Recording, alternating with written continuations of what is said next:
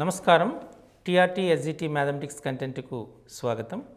ఈ శీర్షికలో మనం మెన్సురేషన్ అనేటువంటి కాన్సెప్ట్ని నేర్చుకోబోతున్నాం. దీన్ని క్షేత్రమితి అని కూడా అంటారు. ఇది రేఖాగణితంలో భాగం. రేఖాగణితంలో మన సిద్ధాంత భాగాన్ని నేర్చుకున్నాం. వివిధ సిద్ధాంతాలు, ఆ సిద్ధాంతాలపై ఆధారపడి ఉన్నటువంటి రైడర్స్ అంటే సమస్యలని, వాటిని ఏ విధంగా మనం సాధిస్తాము, ఈ అంశాలన్నింటినీ కూడా మనం నేర్చుకోవటం జరిగింది. అయితే మనం ఈ రేఖాగణితానికి సంబంధించినటువంటి పటాలని రెండు రకాలుగా వర్గీకరణ చేయొచ్చు. ఒకటి ద్విమితీయ జ్యామితీయ పటాలు, రెండవది త్రిమితీయ జ్యామితీయ పటాలుగా మనం వర్గీకరణ చేయొచ్చు. అంటే మొత్తం జ్యామితీయ పటాలని రెండు రకాలుగా వర్గీకరణ చేయొచ్చు. ఈ జ్యామితీయ పటాలని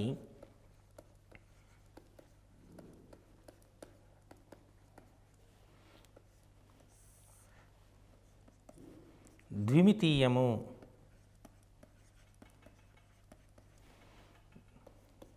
త్రిమితీయం. తెలుగులో ద్విమితీయం అంటే, ఇంగ్లీష్లో అయితే 2 డైమెన్షనల్.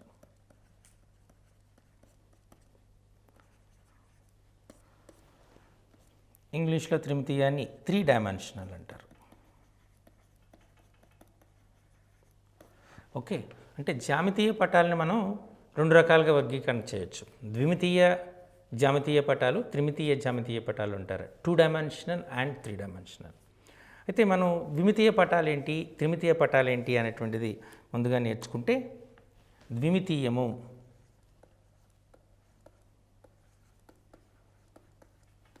దీన్ని 2D అంటాం. మనం చాలా వరకు చూస్తూ ఉన్నాం. 2Dలో మనకు వచ్చినటువంటిది మొట్టమొదటిగా స్క్వేర్,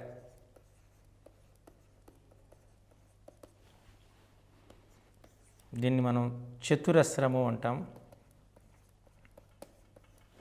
రెండవది దీర్ఘ చతురస్రం,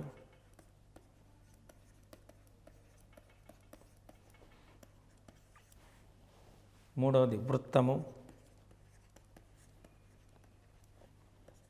నాలుగవది సెక్టర్,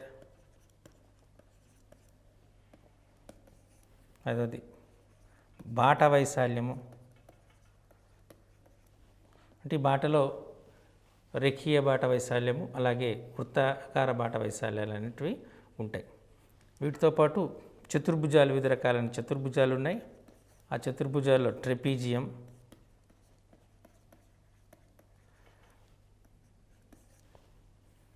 అలాగే రాంబస్,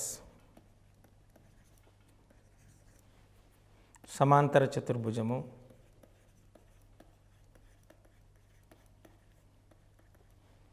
త్రిభుజము, ఇలా మనం చాలా పేర్లను చెప్పుకోవచ్చు. ఈ ద్విమితీయ పటాలు. ఈ పటాలకి మనం 2 డైమెన్షనల్ అంటున్నాం. ఎందుకు అంటే, ఈ పటాలని కేవలము ద్విమితీయ ఆకృతిలో ఉన్నటువంటి ప్లేన్ పైన మాత్రమే రిప్రజెంట్ చేయగలుగుతాం. We can represent all these square, rectangle, circle, sector, trapezium, rhombus, parallelogram and triangle can be represented on a 2-dimensional plane. అంటే ద్విమితీయ తలం పైన మాత్రమే వీటిని ప్రతిపాదించగలము లేదా రిప్రజెంట్ చేయగలము. కాబట్టి వీటిని ద్విమితీయ పటాలు అంటారు. వాస్తవానికి టెక్స్ట్ బుక్లో మనం 2 కొలతలు కలిగినటువంటి పటాన్ని ద్విమితీయ పటము అని చెప్పడం జరిగింది. కానీ 2 కొలతలు అనేటప్పటికీ దీర్ఘచతురస్రానికి అయితే 2 కొలతలు ఉంటాయి, పొడవు వెడల్పు ఉంటుంది. మరి చతురస్రం తీసుకుంటే ఒకే కొలత ఉంటుంది, దాన్ని మనం భుజము కొలత అంటారు. వృత్తానికి కూడా ఒకే కొలత ఉంటుంది, ఆ కొలత వ్యాసార్థము అంటారు.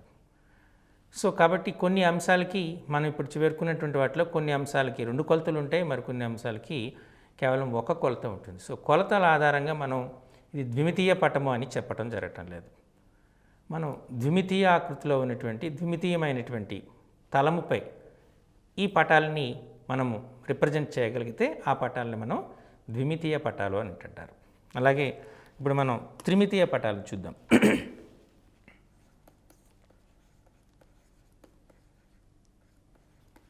త్రిమితీయం. ఈ త్రిమితీయాల్లో మనకు వీటిని 3D అంటారు, 3 డైమెన్షన్ అంటారు. ఈ 3 డైమెన్షన్లో మనకు ఘనము, దీర్ఘఘనము, శంకువు, స్తూపము, అర్ధగోళము, ఇలా కొన్ని త్రిమితీయ వస్తువులు మనం పేర్కొనవచ్చు. ఘనాన్ని ఇంగ్లీష్లో అయితే క్యూబ్ అంటారు, దీర్ఘఘనాన్ని క్యూబాయిడ్ అంటారు, శంకుని మనం చూసుకుంటే కోన్ అంటాం, స్తూపాన్ని మనం సిలిండర్ అంటాం, అర్ధగోళాన్ని మనము తీసుకునేటప్పటికీ సెమీ సర్కిల్ అనేటువంటి అంటారు. కోర్స్ గోళం కాబట్టి హెమిస్పియర్ అంటారు. సో ఈ రకంగా మనం ఈ 2 డైమెన్షనల్ 3 డైమెన్షనల్ యొక్క ఆకృతిలో ఉన్నటువంటి పటాలని చెప్పచ్చు. అయితే ముందుగా ఈ శీర్షికలో మనం ఈ 2 డైమెన్షనల్ కాకుండా ముందు 3 డైమెన్షనల్ గురించి నేర్చుకుని తర్వాత 2 డైమెన్షనల్ గురించి నేర్చుకుందాం. సో 3 డైమెన్షనల్ అనగానే మీకు చెప్పాను, which can be represented on space. Those figures are set to be 3 dimensional figures. Okay, ఒక అంతరాళములో గీయగలిగినటువంటి పట జాలాన్ని లేదా పటాలని మనం 3 డైమెన్షనల్ ఫిగర్స్ అంటారు. వాస్తవానికి మనం టెక్స్ట్ బుక్లో కూడా 3 డైమెన్షనల్ అనగానే పొడవు, వెడల్పు, ఎత్తు కలిగినటువంటి జామితీయ పటాలని మనం త్రిమితీయ పటాలు అని అంటారు. వాస్తవానికి ఈ నిర్వచనం పూర్తిగా సరైనది కాదు. క్యూబ్ తీసుకున్నారు, ఘనానికి ఒక కొలతే ఉంటుంది.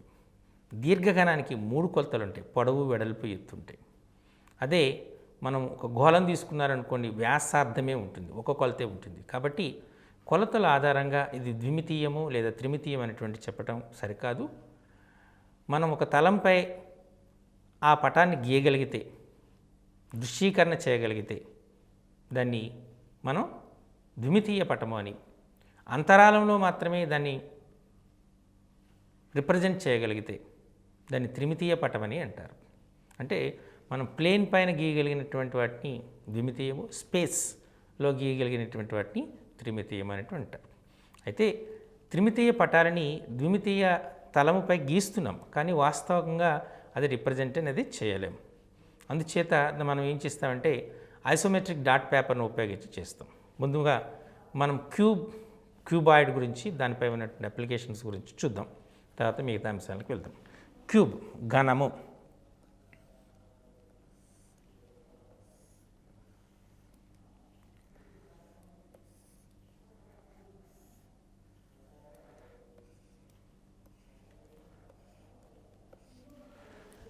ఇది క్యూబ్గా మనం తీసుకుందాం. ఈ క్యూబ్లో పొడవు, వెడల్పు, ఎత్తు ఈ 3 కూడా సమానంగా ఉంటాయి. మనం ఈ క్యూబ్ యొక్క భుజాన్ని ఏ యూనిట్స్ అనుకుందాం. ఎప్పుడైతే ఏ యూనిట్స్ అనుకుంటున్నామో ఈ క్యూబ్కి మనం చూస్తే 2 పదాలను వాడతాం. ఒకటి లేటరల్ సర్ఫేస్ ఏరియా, ఎల్ఎస్ఏ, ఉపరితల వైశాల్యము. రెండోది ఈ ఉపరితల వైశాల్యంతో పాటు పైన క్రింద ఉన్నటువంటి వైశాల్యాన్ని కూడా కలిగి. ఉపరితలాలు అంటే ఏం చేస్తున్నాం, 1 2 3 4 4 ఉపరితలాలని మనం తీసుకుంటున్నాం. ఈ 4 ఉపరితలాలని తీసుకుంటే మనకు వచ్చినటువంటి వైశాల్యాన్ని ఉపరితల వైశాల్యం అంటారు. ఈ ఉపరితలంతో పాటు పై భాగము, క్రింది భాగం యొక్క వైశాల్యాన్ని కూడా కన్సిడర్ చేస్తే దాన్ని మనం సంపూర్ణతల వైశాల్యం అంటారు. సో ఎల్ఎస్ఏ, టిఎస్ఏ అనేటువంటి అంటారు. Lateral surface area, total surface area అనేటువంటి వాడతాం. అలాగే దాని యొక్క ఘనపరిమాణాన్ని కనుక్కోవడానికి కూడా వాడతాం. ఘనపరిమాణం వాల్యూమ్ అంటారు. సో ఏదైనా ఒక ఘనం యొక్క భుజము ఏ అనుకోండి, అప్పుడు దాని ఉపరితల వైశాల్యం, ఉపరితల వైశాల్యం ఎన్ని ఉపరితలాలు ఉన్నాయి, ఎన్ని తలాలు ఉన్నాయి, మనకి ఎన్ని తలాలు ఉన్నాయని చెప్తున్నాం. తలాలు 4 ఉన్నాయి. కాబట్టి ప్రతి తలం కూడా చతురస్రాకారంలో ఉంటుంది. సో ఒక భుజము ఏ అయితే ఆ చతురస్రం యొక్క వైశాల్యము భుజము ఇంటూ భుజము A² అవుతుంది. 4 తలాలు ఉన్నాయి కాబట్టి ఉపరితల వైశాల్యము 4 × A². సో ఒక ఘనం యొక్క ఉపరితల వైశాల్యము 4A². ఘనం యొక్క ఉపరితల వైశాల్యం 4A². మరి పై భాగాన్ని క్రింది భాగాన్ని కూడా కలిపామనుకోండి, దాన్ని మనం సంపూర్ణతల వైశాల్యం అంటారు. సో సంపూర్ణతల వైశాల్యం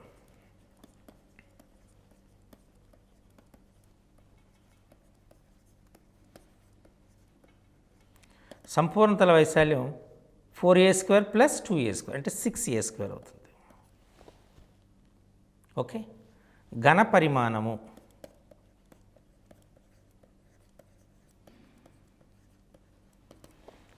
ఘనపరిమాణం అంటే వాస్తవానికి ఘనపరిమాణం అంటే భూవైశాల్యము ఇంటూ ఎత్తు. భూవైశాల్యం ఇంటూ ఎత్తు. ఈ సూత్రాన్ని కేవలం ఘనానికే కాదు ఏ త్రిమితీయ వస్తువుకైనా మనం ఉపయోగించవచ్చు. భూవైశాల్యం ఇంటూ ఎత్తుగా మనం చెప్పడం అవుతుంది. కాబట్టి ఇక్కడ భూమి ఏ ఆకారంలో ఉంది? చతురస్రాకారంలో ఉంది. కాబట్టి దాని భుజము కొలత ఎంత? ఏ. సో భూవైశాల్యం ఏమవుతుంది? ఏ స్క్వేర్. అలాగే ఎత్తు కూడా ఏ స్క్వేర్ ఇంటూ ఏ అంటే ఏ క్యూబ్ అవుతుంది. చూసారా? ఉపరితల వైశాల్యం ఎంత అవుతుంది? 4a square. సంపూర్ణతల వైశాల్యం ఎంత? 6a square. ఘనపరిమాణం అంటే భూవైశాల్యం ఇంటూ ఎత్తు ఏ స్క్వేర్ ఇంటూ ఏ క్యూబ్ అవుతుంది. మీరు ఈ అంశాన్ని జాగ్రత్తగా పరిశీలిస్తే ఉపరితలాలంటే దాని ఉపరితలాలను మాత్రమే కన్సిడర్ చేయాలి. పై తలాన్ని క్రింది తలాన్ని మనం కన్సిడర్ చేయము. కాబట్టి ఇక్కడ ఉపరితలాలు ఎన్ని ఉన్నాయి? 4 ఉపరితలాలు ఉన్నాయి. కాబట్టి ఒక్కొక్కటి చతురస్రాకృతిలో ఉంటుంది. కాబట్టి దాని వైశాల్యము ఎంత అవుతుంది? ఏ స్క్వేర్ అవుతుంది. కాబట్టి ఉపరితల వైశాల్యం ఇంగ్లీష్లో అయితే దీన్ని లేటరల్ సర్ఫేస్ ఏరియా LSA అంటారు, 4a స్క్వేర్. అలాగే ఉపరితల వైశాల్యంతో పాటుగా పై వైశాల్యం పై తలం వైశాల్యము క్రింది తల వైశాల్యం కూడా మనం తీసుకుంటే దాన్ని మనం సంపూర్ణతల వైశాల్యం అంటారు. సో అది 6a స్క్వేర్ అవుతుంది. ఘనపరిమాణం అనేటప్పటికీ ఘనపరిమాణం అనేది భూవైశాల్యం ఇంటూ ఎత్తు అవుతుంది. భూవైశాల్యం ఏ స్క్వేర్, ఎత్తు ఏ కాబట్టి a square into a equal to a cube అవుతుంది. ఇందులో మరొక సూత్రం ఏంటంటే మనం ఈ ఘనాన్ని తీసుకున్నాం కదా, ఇప్పుడు ఘనం తీసుకున్నాం. ఈ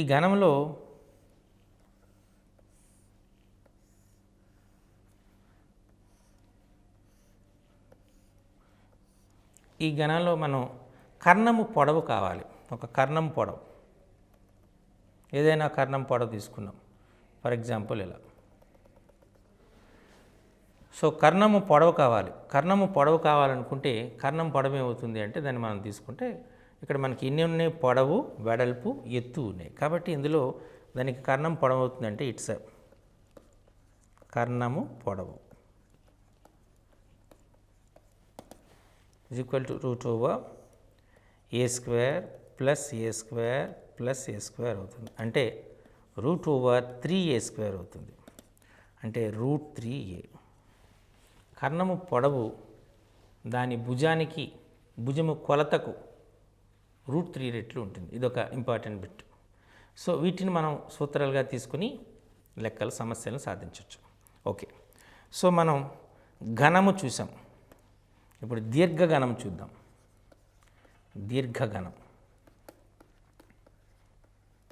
దీర్ఘఘనాన్ని మనం ఇంగ్లీష్లో క్యూబాయిడ్ అంటారు.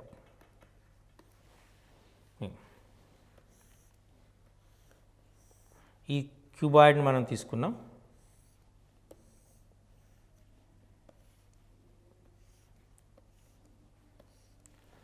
పొడవుని మనం ఉదాహరణకి పొడవుని L అనుకుందాం. అలానే వెడల్పుని B అనుకుందాం. ఎత్తుని H అనుకుందాం. L యూనిట్లు పొడవుగా కలిగినటువంటి, B యూనిట్లు వెడల్పుగా కలిగినటువంటి, H యూనిట్లు ఎత్తుగా కలిగినటువంటి ఒక దీర్ఘఘనం తీసుకున్నాం. ఇక్కడ దీర్ఘఘనానికి మరలా మనకు ఈ అన్ని సూత్రాలు వస్తాయి. ఇక్కడ ఏమవుతుంది? ఇప్పుడు ఇది LB కదా. సో ఇది LB. ఇదేమవుతుంది? ఇది L అవుతుంది కదా. ఇక్కడ H అవుతుంది అంటే ఇది LH. సో మీరు ఇది H అవుతుంది, ఇది B అవుతుంది అంటే ఇది BH. ఈ క్రిందది LB. సో ఇదేమవుతుంది మనకు? ఇక్కడ మీరు తీసుకున్నారు సేమ్ అంటే ఇది LB తీసుకున్నారు అయిపోయింది. ఇది LH అనేటువంటి తీసుకున్నారు, ఇది BH అనేటువంటి తీసుకున్నారు. అలానే మనకేమొస్తుంది? మరలా మరో 3 ఉంటాయి. ఈ 3 ఉన్నాయి కదా. ఇప్పుడు 1, 2, 3 మనం తీసుకున్నాం సేమ్. అలానే మనకు ఇదొక ఎత్తు వస్తుంది, ఇది BH అంతేనా. అది BH వస్తుంది. అలాగే మనం ఇది LB కాబట్టి ఇది L, ఇది B. సో ఇది LB అవుతుంది. ఓకే. సో మనకి ఇక్కడ ఇది BH వచ్చింది, ఇది LB వచ్చింది. అలాగే క్రింది భాగం పై భాగాన్ని మీరు తీసుకున్నారు, మరి క్రింది భాగం కూడా మనం తీసుకోవాలి కాబట్టి LH. అంటే మనకు 2 టైమ్స్ అనేటువంటి వస్తుంది. అంటే మనకు ఇక్కడ ఏం చేయాలి? ఒక దీర్ఘఘనం తీసుకున్నారనుకోండి,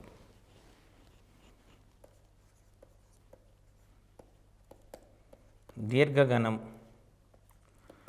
ఉపరితల వైశాల్యం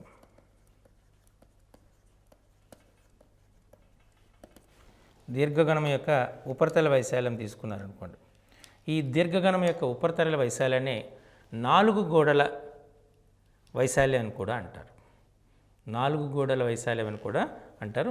దీన్ని మనం ఎలా చెప్పొచ్చు అంటే 2h into L plus B.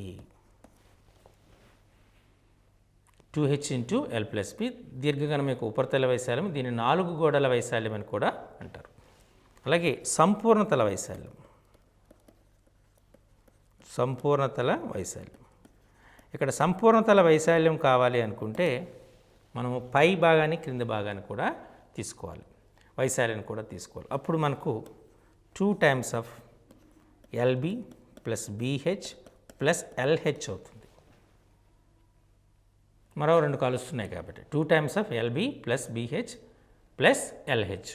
పైన ఎల్హెచ్ క్రింద ఎల్హెచ్ అనేటువంటిది మనకు వస్తుంది కాబట్టి మనం వాటిని అంటే ఈ ఫేసెస్ ఇది మనకు ఎల్హెచ్ అనుకోండి, పక్కకు కూడా ఎల్హెచ్ అవుతుంది, అది యాడ్ అవుతుంది.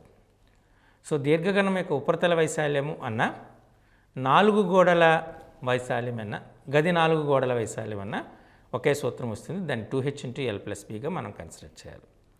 సంపూర్ణతల వైశాల్యం అంటే పై తలము క్రింద తలం యొక్క వైశాల్యం కూడా కలుపుకోవాలి. అలాగే మనకు ఘన పరిమాణం తీసుకుంటే మీకు ఇంతకుముందు చెప్పినట్టు ఘన పరిమాణం భూవైశాల్యము ఇంటూ ఎత్తుగా తీసుకోవాలి. భూవైశాల్యం ఇంటూ ఎత్తు. ఇక్కడ భూవైశాల్యం ఎంత అవుతుంది? భూవైశాల్యం అనేటువంటిది ఎల్బి అవుతుంది. ఎత్తు ఎంత అవుతుంది? హెచ్. కాబట్టి ఘన పరిమాణం V is equal to LBH అవుతుంది. ఓకే, ఘన పరిమాణం V is equal to LBH అవుతుంది. ఓకే, సో అలానే మనకు కర్ణము పొడవు కావాలి. సో కర్ణము పొడవు తీసుకున్నారనుకోండి, కర్ణము పొడవు equal to √L² plus B² plus H². కర్ణం యొక్క పొడవుకు సూత్రం √L² plus B² plus H². ఇవి ఘనానికి దీర్ఘకణానికి సంబంధించినటువంటి సూత్రాలు. ఒకసారి మనం సూత్రాలన్నింటిని పరిశీలిస్తే ఏ భుజము కొలత కలిగినటువంటి ఒక ఘనం యొక్క ఉపరితల వైశాల్యం 4a² అవుతుంది. సంపూర్ణతల వైశాల్యం 6a² అవుతుంది. ఘన పరిమాణము a³ యూనిట్స్ అవుతుంది. వైశాల్యం చదరపు యూనిట్లో ఉంటుంది. ఘన పరిమాణము ఘనపు యూనిట్లో ఉంటుంది. ఈ విషయాన్ని మీరు గమనించాలి. కర్ణం పొడవు ఆని భుజము కొలతకు √3 రెట్లు ఉంటుంది. మరి దీర్ఘగణానికి సంబంధించి దీర్ఘగణం యొక్క ఉపరితల వైశాల్యం 2h into L plus B అవుతుంది. LBH లాంటి పొడవు, వెడల్పు, ఎత్తుల యొక్క కొలతలుగా మీరు గమనించాలి. మనం గది 4 గోడల వైశాల్యాన్ని కూడా ఇదే సూత్రాన్ని వాడతాం, 2h ఇంటూ L ప్లస్ బిగా. అలానే సంపూర్ణతల వైశాల్యం 2 into LB plus BH plus LH అవుతుంది. ఎందుకంటే మనకు కొలతలు 3 కొలతలు సమానంగానే వస్తాయి కాబట్టి 6 కొలతలు ఉంటాయి. ఈ 6 కొలతల్లో 2 కొలతలు సమానంగా ఉంటాయి కాబట్టి మనం 2 of LB plus BH plus LH అని రాయడం జరుగుతుంది. కర్ణము పొడవు √L² plus B² plus H² అవుతుంది. ఘన పరిమాణము భూవైశాల్యం ఇంటూ ఎత్తు కాబట్టి భూవైశాల్యం LB అవుతుంది, ఎత్తు H అవుతుంది కాబట్టి ఘన పరిమాణం LBH అవుతుంది. ఈ సూత్రాలు మీరు జ్ఞప్తిలో పెట్టుకుంటే వీటిపై ఆధారపడినటువంటి సమస్యలని ఇప్పుడు మనం చూద్దాం.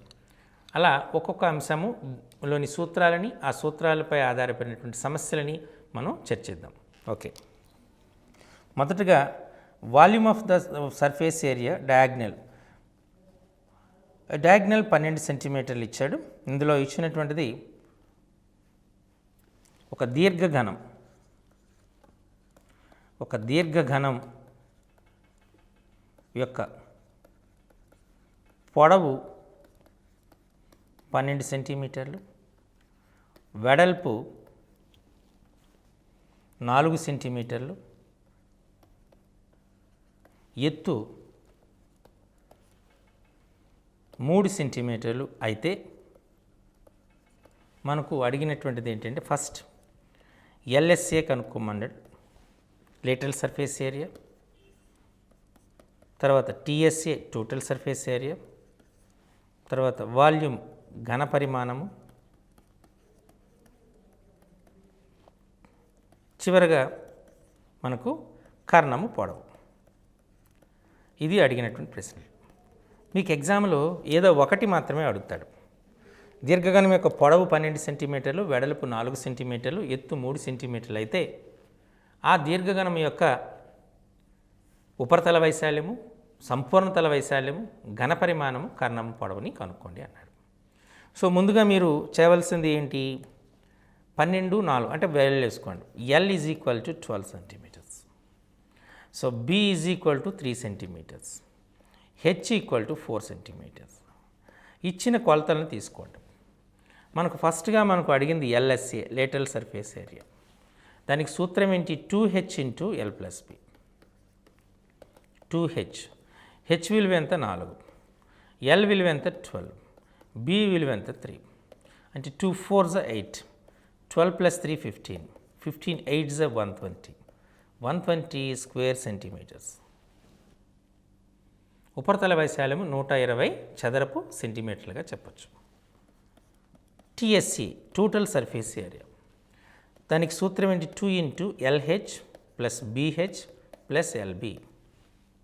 సో 2 ఎల్హెచ్ ఈ రెండు 12 4s,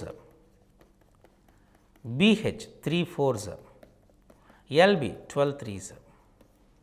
అంటే 2 of 12 4s 48, 3 4s 12, 12 3s 36. And 2 of 48 plus 12 60, 60 plus 36 126. అంటే 126 రెళ్ళ అంటే 252 స్క్వేర్ సెంటీమీటర్స్. సో సంపూర్ణతల వైశాల్యము 252 చదరపు సెంటీమీటర్లుగా చెప్పచ్చు. తర్వాత మనకు అడిగినటువంటిది ఘన పరిమాణం. సో ఘన పరిమాణం సూత్రం ఏంటి, LBH. LBH. So L 12, B 4, H 3. 12 4s 48 into 3. Otherwise 4 3s 12, 12 12s 144. So 144 cubic centimetres. ఘనపు చదరపు ఘనపు సెంటీమీటర్లుగా మనం చెప్పచ్చు. యూనిట్స్ అనేటువంటి చాలా ఇంపార్టెంట్. కరెక్ట్. నెక్స్ట్ అడిగింది కర్ణము పొడవు. సో కర్ణము పొడవుకు సూత్రం ఏంటి, √L² plus B² plus H². L² plus B² plus H². L² 12², B² 4², H² 3². So 12² is 144, 4² is 16, 3² is 9. So it is 169. Means 13 centimetres. చూసారా, ఈ లెక్కను చేయడానికి మనం పెద్దగా శ్రమ పడవలసిన పని లేదు. నాన్ మ్యాథమెటిక్స్ వాళ్ళు కూడా సులభంగా చేయొచ్చు. కేవలం దీనికి కావాల్సినటువంటి సూత్రాలు. మీకు సూత్రాలు మంచిగా వస్తే ఈ క్షేత్రమితిలోని సమస్యలన్నింటినీ చాలా సులభంగా చేసేయగలుగుతారు. ఒకసారి లైవ్లో నేను చెప్తూ ఉన్నప్పుడు, సార్ సూత్రాలని ఏ విధంగా గుర్తుపెట్టుకోవాలి, క్షేత్రమితిలో చాలా సూత్రాలు వస్తాయి కదా అని ఒక ప్రశ్న అడిగారు. సో మీరు ఏం చేస్తారంటే, నేను లాస్ట్లో మీకు ఒక ట్యాబ్లెట్ ఫామ్ వేసి చూపిస్తాను. అది అలా మీరు ట్యాబ్లెట్ ఫామ్గా వేసుకోండి. జామితీయ పటము పేరు, దాని యొక్క ఎల్ఎస్ఏ, టీఎస్ఏ, అలానే వాల్యూమ్, అలాగే ఒకవేళ పాసిబిలిటీ ఉంటే కర్ణం పొడవు. మీరు అలా వేసుకొని ట్యాబ్లెట్ ఫామ్ వేసుకొని చేస్తే కంపారిజన్ ప్రకారం చేసుకోగలిగితే చాలా సులభంగా లెక్కని చేసుకోవచ్చు సూత్రం ఆధారంగా. క్లియర్? ఓకే. సో ఇప్పుడు మనం మరొక సమస్యను చూద్దాం. ఇచ్చింది ఏంటి అంటే, the volume of the cuboid, దీర్ఘఘనం యొక్క ఘనపరిమాణం. దీర్ఘఘనం యొక్క ఘనపరిమాణం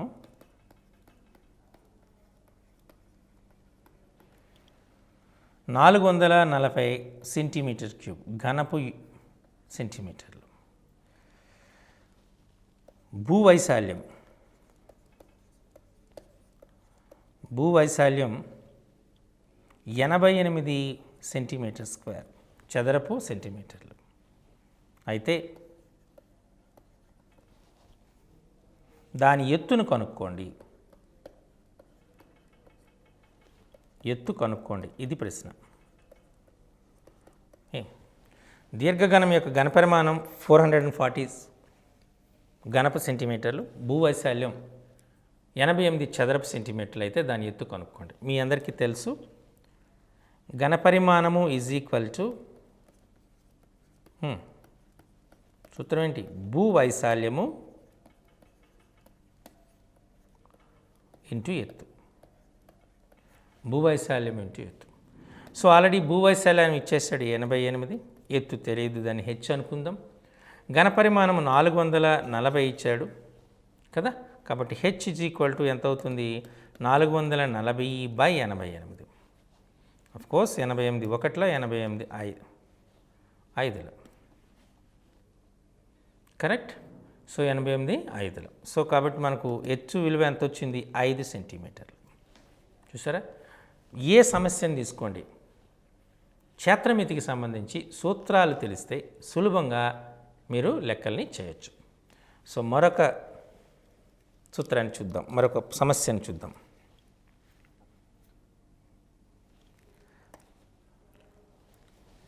ఒక ఘనము యొక్క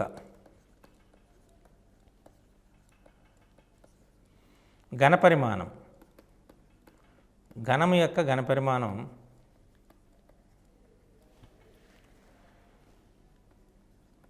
1000 క్యూబిక్ సెంటీమీటర్స్ అయితే దాని సంపూర్ణ తల వైశాల్యం ఎంత?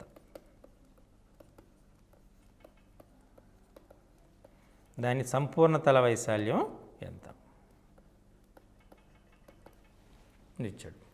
ఒక ఘనం యొక్క ఘనపరిమాణం 1000 సెంటీమీటర్స్ అంటే V is equal to 1000 centimetre cube.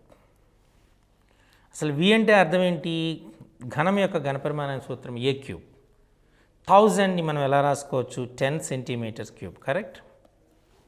కాబట్టి A ఈజ్ ఈక్వల్ టు ఎంత అవుతుంది? 10 సెంటీమీటర్స్ అవుతుంది. A ఈక్వల్ టు 10 సెం. దానికి అడిగింది ఏంటి? సంపూర్ణ తల వైశాల్యం, టోటల్ సర్ఫేస్ ఏరియా అడిగాడు. టోటల్ సర్ఫేస్ ఏరియాకి సూత్రం అంటే 6a². కాబట్టి 6 ఇంటూ a², 10² అంటే 6 ఇంటూ 100 ఎంత వచ్చింది మనకు? 600 స్క్వేర్ సెంటీమీటర్స్. చూసారా? ఇలా మనం ఘనపరిమాణం ఇచ్చినప్పుడు దాని యొక్క సంపూర్ణ తల వైశాల్యాన్ని కనుక్కోవచ్చు. ఓకే, ఇప్పుడు మనం మరొక సమస్యను చూద్దాం.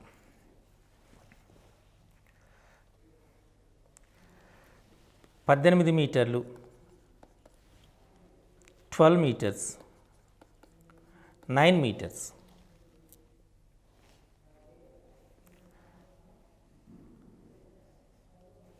కొలతలుగా గల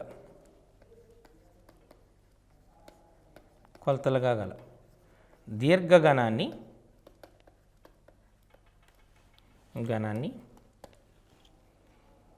3 మీటర్ల కొలతగా గల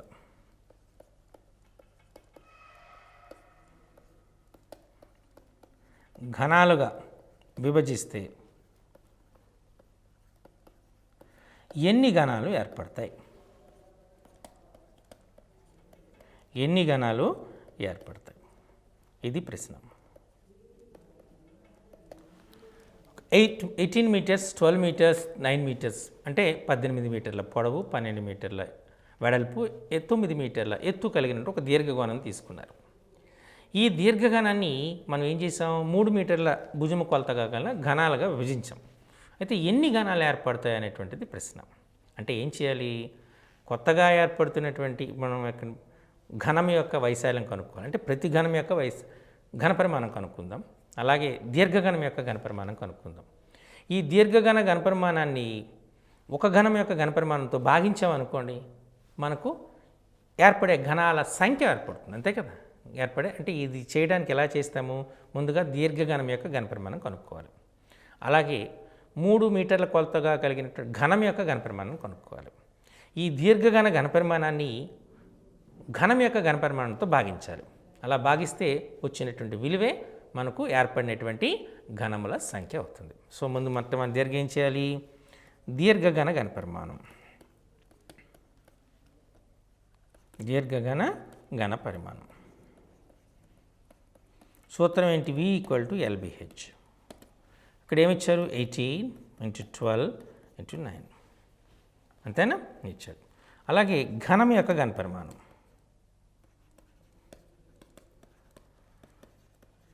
ఘనం యొక్క ఘనపరిమాణం అక్కడ V ఏమవుతుంది? V = A³ 3³ 27 అంతేనా? సో ఇప్పుడు మనకు కావాల్సింది ఏంటి? ఘనముల సంఖ్య, ఘనాల సంఖ్య. ఘనాల సంఖ్య దేనికి సమానం అవుతుంది? దీర్ఘఘన ఘనపరిమాణము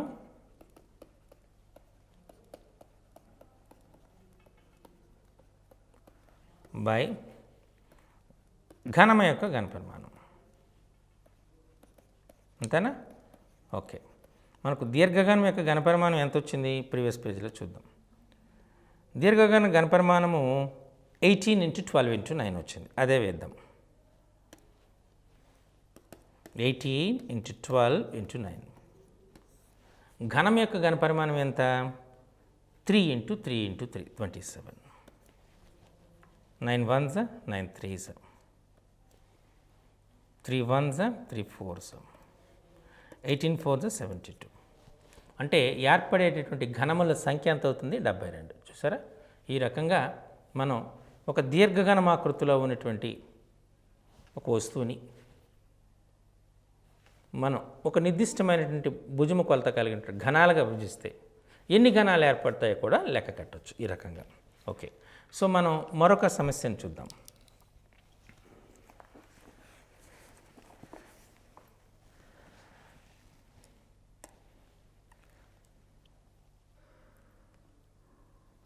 ఒక దీర్ఘఘనాకృతిలో ఉన్నటువంటి ఒక పాత్రను తీసుకున్నారు. ఈ పాత్రలో కొంత వాటర్ ఉంది, నీరు నింపబడింది కొంత. ఇలా నీరు నింపబడేటప్పుడు దానిలో అక్కడ మనకు దీర్ఘఘనం అనుకుని ఊహించండి, దీర్ఘఘనాన్ని ఊహించండి. ఇందులో ఒక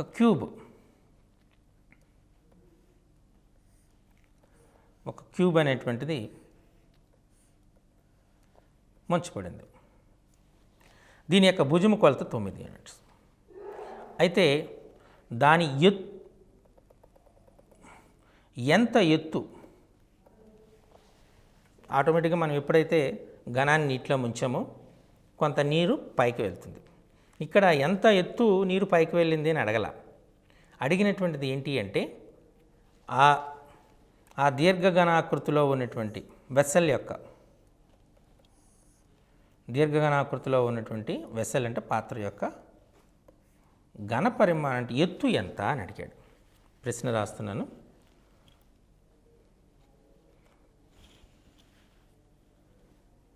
పదిహేను సెంటీమీటర్లు మరియు 12 సెంటీమీటర్లు భూకొలతలుగా గల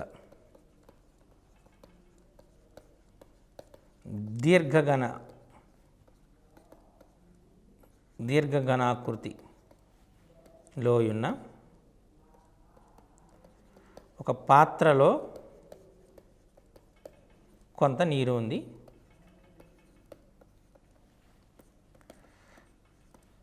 దానిలో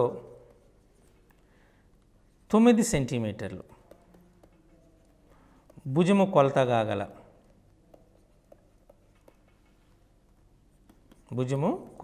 గల ఒక ఘనము వేయబడింది.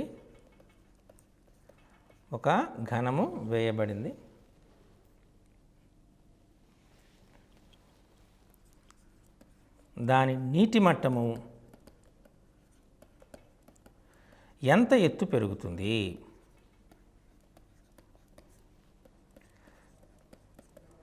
దాని నీటి మట్టము ఎంత ఎత్తు పెరుగుతుంది? ఇది ప్రశ్న. అంటే దీని యొక్క మనం పొడవు వెడల్పులు ఇక్కడ ఇవ్వడం జరిగింది.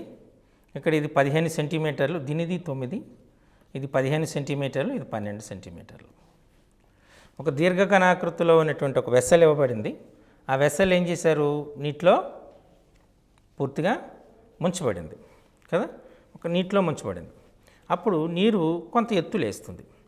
ఆ ఎంత ఎత్తులేస్తుంది అనేటువంటిది మనకు తెలిసిపోతుంది. ఇక్కడ మనం పాస్కల్ నియమాన్ని వాడుతుంటాం.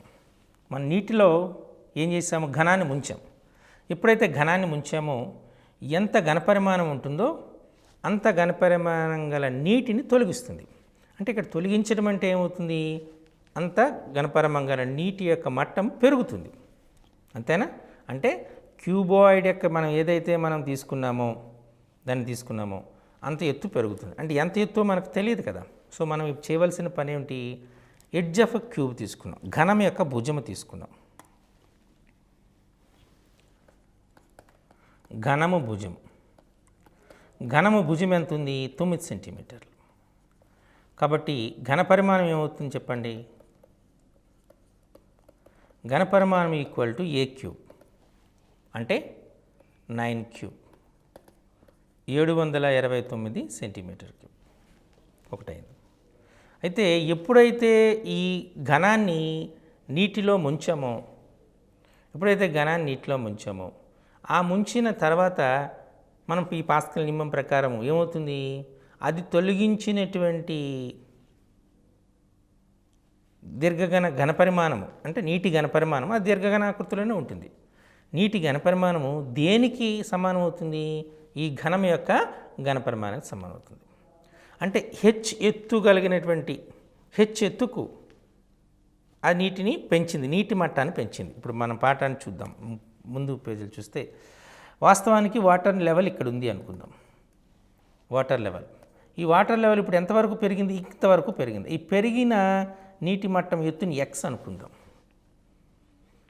అంతే కదా. అంటే ఇప్పుడు ఏమవుతుంది, ఈ ఎక్స్ ఎత్తుగా కలిగినటువంటి 15 సెంటీమీటర్లు 12 సెంటీమీటర్లు భూవైశాల్యంగా కలిగినటువంటి దీర్ఘఘనం యొక్క ఘనపరిమాణము దేనికి సమానం అవుతుంది, ఈ 9 సెంటీమీటర్లు భుజము కొలతగా కలిగినటువంటి ఘనం యొక్క ఘనపరిమాణానికి సమానం అవుతుంది. ఈ అంశాన్ని మీరు గమనించాలి. దీర్ఘఘనాకృతిలో ఉన్నటువంటి ఒక పాత్రలో కొంత నీరుంది, దానిలో ఘనాకృతిలో ఉన్నటువంటి ఒక వస్తువు ముంచబడినప్పుడు ఎంత ఎత్తు నీటి మట్టం పెరుగుతుంది, ఇది ప్రశ్న. అంటే ముందు మనం ఏం చేయాలి, ఇక్కడ పాస్కల్ నియమాన్ని అప్లై చేసుకోవాలి. అంటే ఫిజికల్ సైన్స్ని తీసుకోవాలి. ఎలా, ఎప్పుడైతే నీటిలో ముంచామో దీనికి ఎంత ఘనపరిమాణం ఉంటుందో ఆ ఘనము అంతే ఘనపరిమాణం గల నీటిని తొలగిస్తుంది. అంటే తొలగిస్తుంది అంటే ఏమవుతుంది, అంతే ఘనపరిమాణం గల నీటి మట్టము పెరుగుతుంది కదా. ఇక దీర్ఘఘనాకృతి ఉంది కాబట్టి పెరుగుతుంది. అంటే దీర్ఘఘనం యొక్క ఘనపరిమాణము, ఏ దీర్ఘఘనం యొక్క ఘనపరిమాణము అంటే పెరిగిన నీటి మట్టము దీర్ఘఘనాకృతిలో ఉంటుంది, దాని ఘనపరిమాణము ఘనం యొక్క ఘనపరిమాణానికి సమానం అవుతుంది. ఫర్ ఎగ్జాంపుల్ ఎత్తుకి నీటి మట్టం పెరిగింది, ఇక్కడ ఎక్స్ అనుకున్నాం. ఎక్స్ ఎత్తుకు నీటి మట్టం పెరిగింది కాబట్టి 15 × 12 × ఎక్స్ ఈ దీర్ఘఘనం యొక్క ఘనపరిమాణము దేనికి సమానం అవుతుంది, ఘనం యొక్క ఘనపరిమాణం సమానం. ఈ విషయాన్ని మీరు అర్థం చేసుకుంటే మిగతా సమస్య అంతా చాలా సులభంగానే చేసేవచ్చు కదా. సో కాబట్టి మనం పెరిగిన నీటి మట్టము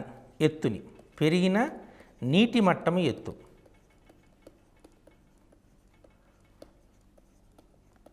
ఎక్స్ అనుకుందాం. పెరిగిన నీటి మట్టం యొక్క ఎత్తు ఎక్స్ అనుకుంటే అప్పుడు మనకి ఏమవుతుంది, ఈ 729 అనేటిది 15 సెంటీమీటర్ల పొడవు, 12 సెంటీమీటర్ల వెడల్పు, ఎక్స్ సెంటీమీటర్ల ఎత్తు కలిగినటువంటి దీర్ఘఘనం యొక్క ఘనపరిమాణానికి సమానం అవుతుంది. ఇప్పుడు మనం ఇదే సూత్రాన్ని వేసుకుంటే అంటే 729 / 15 × 12. అదర్వైజ్ 729ని మనం క్యాలిక్యులేషన్ పర్పస్ కోసం నేను ఏం చేస్తున్నానంటే 9 × 9 × 9 ఇది వేస్తే ఈజీ కదా, ఈక్వల్ టు ఎక్స్ అనుకుంటాం. అంటే ఇక్కడ మనం 3 3s 3 4s 3 1s 3 5s అంటే ఎంత వస్తుంది, 81/20 ఈక్వల్ టు ఎక్స్. లేదా x is equal to 24s 80.05 4.05 సెంటీమీటర్ల ఎత్తు పెరుగుతుంది అని మనం చెప్పొచ్చు. క్లియర్? ఈ రకంగా మనం కొన్నిసార్లు అప్లికేషన్ క్వశ్చన్స్ కూడా ఇస్తారు. సో అప్లికేషన్స్ క్వశ్చన్స్ ఇచ్చేటప్పుడు కూడా మనం చాలా జాగ్రత్తగా చేయవలసి ఉంటుంది. క్లియర్? ఇది చాలా ఇంపార్టెంట్. ఫర్ ఎగ్జాంపుల్, ఒక ఘనము యొక్క దీర్ఘఘనం అనుకుందాం. ఒక దీర్ఘఘనము యొక్క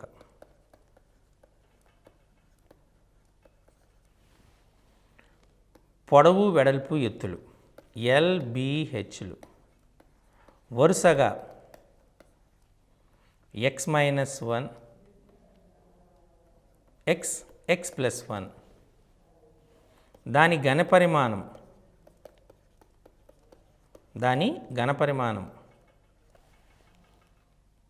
ఓకే, x-1 x+1 తీసుకున్నాం.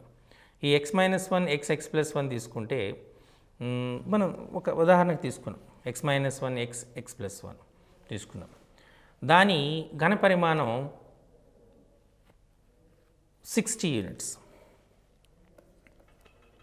60 యూనిట్స్ ఘనపు యూనిట్లు. అయితే పొడవు, వెడల్పును కనుక్కోండి, లేదా ఎక్స్ని కనుక్కోండి. ఇది ప్రశ్న. ఒక దీర్ఘఘనం యొక్క పొడవు, వెడల్పు, ఎత్తులు వరుసగా x-1 x+1 దాని ఘనపరిమాణం 60 ఘనపు యూనిట్లు అయితే x అని కనుక్కోండి. వాస్తవానికి ఈ లెక్క చేయాలనుకుంటే ఘనపరిమాణం సూత్రం ఏంటి? LBH అంటే x-1 x+1 అంతేనా = 60 అని ఇచ్చారు. సో వాస్తవానికి మీరు ఏం చేస్తారంటే x వేసి ఇది x² - x అవుతుంది కదా, x² - 1 అవుతుంది = 60, x³ - x = 60 అని మనం వేస్తాం. తర్వాత మనకు ఒక సమీకరణం వస్తుంది, సాధిస్తాం. సో ఈ సాధించేటప్పుడు ఎక్కువ సమయం పడుతుంది. ఇక్కడ 60 అనేటప్పటికి మీరు 3 సంఖ్యల లబ్ధం, వరుస సహజ సంఖ్యల లబ్ధంగా రాయాలి. అప్పుడు మీరు ఎలా అనుకోవాలి? ఒకదాన్ని 3, ఒకదాన్ని 4, ఒకదాన్ని 5 అనుకున్నారనుకోండి. అంటే ఇప్పుడు మనం దీన్ని ఎలా రాసుకోవచ్చు? 4 - 1 4 + 1 కాబట్టి x = ఎంత అవుతుంది? 4. చూసారా? ఈ కొన్ని సందర్భాల్లో మనం ఈ లాజికల్ సెన్స్ని వాడి చేయడం వల్ల లెక్కలను సులభంగా చేయగలుగుతాం. ఓకే, సో మరొక సమస్యను చూద్దాం. ఈ సమస్యలో ఏమి ఇచ్చాడంటే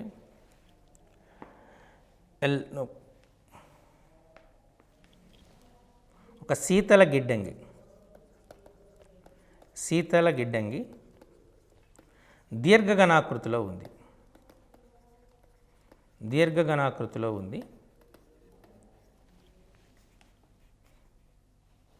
పొడవు, వెడల్పుకు రెట్టింపు,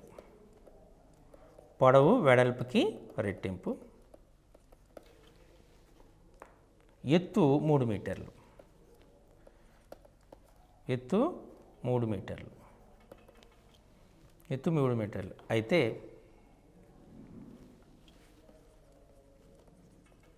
దాని గది 4 గోడల వైశాల్యం ఎంత?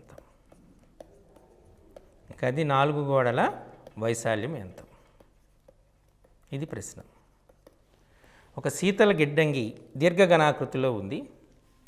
పొడవు, వెడల్పుకు రెట్టింపు, ఎత్తు 3 మీటర్లు అయితే దాని గది 4 గోడల వైశాల్యం ఎంత? ఇది ప్రశ్న ఇచ్చాడు. దీనిలో ముందు దీర్ఘఘనం పొడవు L అనుకుందాం, వెడల్పుని B అనుకుందాం, హైట్ని H అనుకుందాం. కాబట్టి పొడవు, వెడల్పుకు రెట్టింపు అంటే L = 2b. Correct. B = B. H = 3 units ఇచ్చాడు. మనకు గది 4 గోడల వైశాల్యము అంటే గది 4 గోడల వైశాల్యానికి సూత్రం ఏంటి? 2h × L + B. 2h × L + B. 2 × H3 L + B. అక్కడ మనకి ఎంత వచ్చింది? గది 4 గోడల వైశాల్యం ఇచ్చేశాడు. గది 4 గోడల వైశాల్యం 108.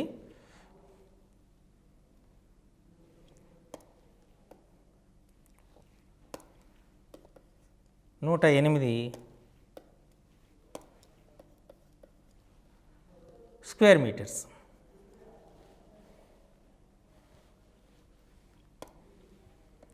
ఓకే, 108 స్క్వేర్ మీటర్స్ అయితే దాని ఘనపరిమాణం అడిగాడు. దాని ఘనపరిమాణం ఇక్కడ అడిగింది, దాని ఘనపరిమాణం. క్లియర్? ఓకే, సో గది 4 గోడల వైశాల్యానికి సూత్రం ఏంటి? 2h into L plus B. So 2 into 3, L is how much? 2b కదా, B is equal to 108. 2 3 just 6, 3b. So 18b is equal to 108. కాబట్టి b ఈజ్ ఈక్వల్ టు ఎంత అవుతుంది? 108/8. అంతేనా?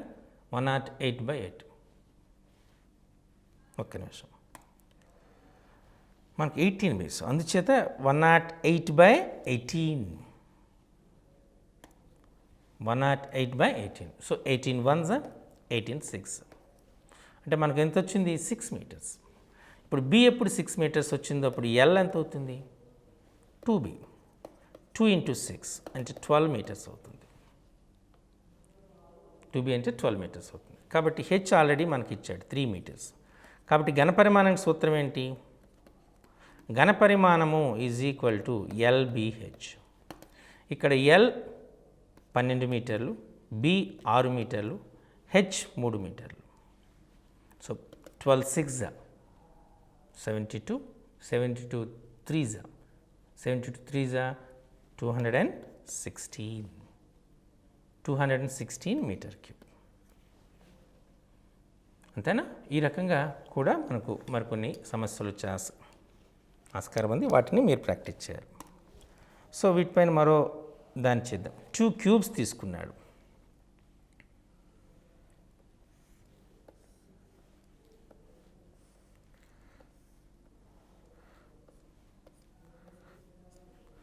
ఇలా 2 క్యూబ్స్ తీసుకున్నాడు. ఈ 2 క్యూబ్స్ని జాయిన్ చేశాడు. ఓకే, 2 క్యూబ్స్ అనేటువంటిది జాయిన్ చేయడం జరిగింది.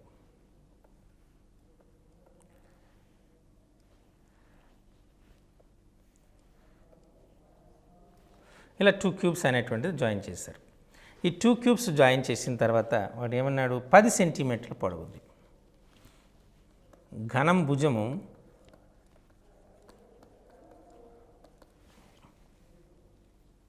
10 సెంటీమీటర్లు. ఇలాంటి 2 క్యూబ్స్ని జాయిన్ చేసిన తర్వాత దాని యొక్క ఉపరితల వైశాల్యము ఘనపరిమాణం కనుక్కోమన్నాడు. కనుక్కోండి. ఉపరితల వైశాల్యాన్ని ఘనపరిమాణాన్ని కనుక్కోండి అన్నాడు. అక్కడ క్యూబ్ ఘనం యొక్క భుజం ఎంత? 10 సెంటీమీటర్లు. అంటే ఇది 10 సెంటీమీటర్లు అవుతుంది, ఇది కూడా 10 సెంటీమీటర్లు అవుతుంది. అంతేనా? అంటే మొత్తం పొడవు ఎంత అవుతుంది? 20 సెంటీమీటర్లు. అంటే ఎల్ ఈజ్ ఈక్వల్ టు 20 సెంటీమీటర్లు అవుతుంది. కానీ దాని యొక్క వెడల్పు మారుతుందా? మారదు. బి అనేటువంటిది 10 సెంటీమీటర్లు. ఎత్తు కూడా మారదు, ఎత్తు సేమ్ ఉంటుంది. ఎత్తు కూడా H is equal to 10 centimetres. కాబట్టి ఉపరితల వైశాల్యం ఇప్పుడు ఏమైంది? ఇప్పుడు మనం చెప్పండి, ఈ 2 ఘనాల్ని కలపటం వల్ల ఒక దీర్ఘఘనం ఏర్పడుతుంది. ఈ దీర్ఘఘనం యొక్క కొలతలు ఏంటి? 20 సెంటీమీటర్లు, 10 సెంటీమీటర్లు, 10 సెంటీమీటర్లు. కాబట్టి దీర్ఘఘనం యొక్క ఉపరితల వైశాల్యానికి సూత్రం, ఇప్పుడు దీర్ఘఘనం యొక్క ఉపరితల వైశాల్యానికి సూత్రం 2h into L plus B. అంతేనా? సో ఇక్కడ ఉపరితల వైశాల్యం కావాలి. ఉపరితల వైశాల్యము కావాలనుకుంటే 2h into L plus B. 2 H value 10, L value 20, B value 10. అంటే 20 ఇంటూ 30 అంటే ఎంత వచ్చింది? 600 స్క్వేర్ సెంటీమీటర్స్. చూసారా? అలానే మనకు ఘనపరిమాణం అడిగాడు.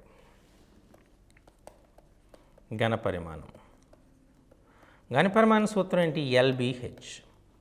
L 20, B 10, H 10.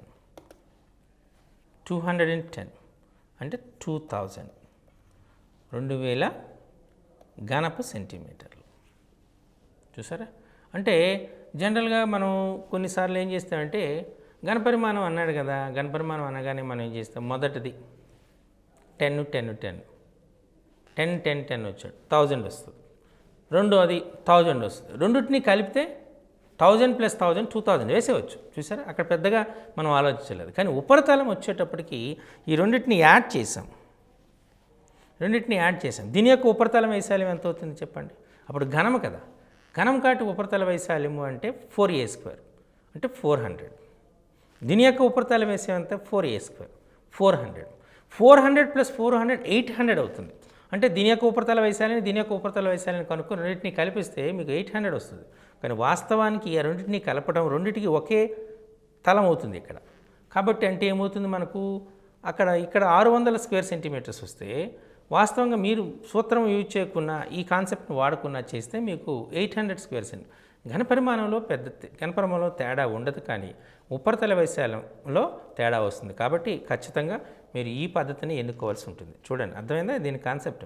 మీరు ఇప్పుడు వేరువేరుగా తీసుకుని దాని ఉపరితల వైశాల్యాన్ని కనుక్కొని కలిపితే వచ్చిన సమాధానము, రెండింటినీ కలపటం వల్ల ఏర్పడినటువంటి పొడవు, వెడల్పు, ఎత్తులను కనుక్కొని దాని వల్ల వచ్చే సమాధానం భిన్నంగా ఉంటాయి. కాబట్టి ఈ పద్ధతిని మీరు వాడవలసి ఉంటుంది. ఇది గమనించవలసింది. ఓకే, సో మరి మరొక ప్రశ్నను చూద్దాం. ఇచ్చినటువంటి అంశం ఏంటి అంటే 3 సెంటీమీటర్లు, 4 సెంటీమీటర్లు, 5 సెంటీమీటర్లు భుజాల కొలతలుగా గల 3 గణాల్ని కలుపుగా ఏర్పడు ఘనము యొక్క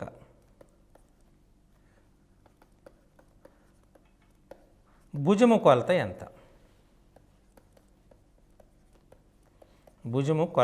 ఎంత? ఇది ప్రశ్న. 3 సెంటీమీటర్లు, 4 సెంటీమీటర్లు, 5 సెంటీమీటర్లు భుజాల కొలతలుగా గల 3 గణాలను కలుపుగా ఏర్పడు యొక్క ఘనం యొక్క భుజం కొలత అన్నాడు. అంటే మనం కొత్తగా ఏర్పడిన నూతన ఘనం యొక్క భుజము ఎక్స్ అనుకుందాం, మనకు తెలియదు కదా, ఎక్స్ అనుకుందాం. నూతన ఘనం యొక్క ఈ నూతన ఘనం యొక్క ఘనపరిమాణం దేనికి సమానం అవుతుంది? ఈ 3 ఘనాల ఘనపరిమాణాల మొత్తానికి సమానం అవుతుంది. అంటే మనం x³ ఏమవుతుంది? 3³ + 4³ + 5³ 3³ అంటే మీ అందరికీ తెలుసు 27, 4³ అంటే 64, 5³ అంటే 125. అంటే 125, 64, 27 కలిపారు 16, 1, 2 అంటే ఎంత వచ్చింది? 216 వచ్చింది. అంటే మీరు కలిపారనుకోండి 216 6³ కాబట్టి x ఎంత అవుతుంది? 6 మీటర్స్. చూసారా? అంటే కాబట్టి మనకు 3 సెంటీమీటర్లు, 4 సెంటీమీటర్లు, 5 సెంటీమీటర్లు భుజాల కొలతలుగా కలిగిన 3 గణాల్ని కలిపేటప్పుడు ఏర్పడే నూతన ఘనము యొక్క భుజము కొలత ఎంత అవుతుంది? 6 సెంటీమీటర్స్ అవుతుంది, 6 సెంటీమీటర్లు అవుతుంది. ఈ రకంగా మనం ఘనాలని తీసుకుందాం. ఘనాల యొక్క ఘనము, దీర్ఘఘనము అంటే ఘనాలని కన్వర్షన్ చేయటం, వీటిపైన మనకు చాలా ప్రశ్నలు వస్తాయి. కాబట్టి వీటిని మీరు ప్రాక్టీస్ చేయవలసిందిగా మీ అందరినీ కోరుతున్నాను. వీటిని మరికొన్ని మరికొన్ని ప్రశ్నలు మీరు ప్రాక్టీస్ చేయడానికి మీకు ఆర్డి శర్మ బుక్ ఉంటుంది. అలాగే ఎన్సీఆర్టీ వాళ్ళ యొక్క ఎగ్జాంపులర్ ప్రాబ్లమ్స్ ఉంటాయి. అలానే మన స్టేట్ సిలబస్ టెక్స్ట్ బుక్స్ కూడా ఉపయోగిస్తే ఖచ్చితంగా మీరు మంచి మార్కుల్ని స్కోర్ చేసే అవకాశం ఉంది. అంతవరకు నమస్కారం.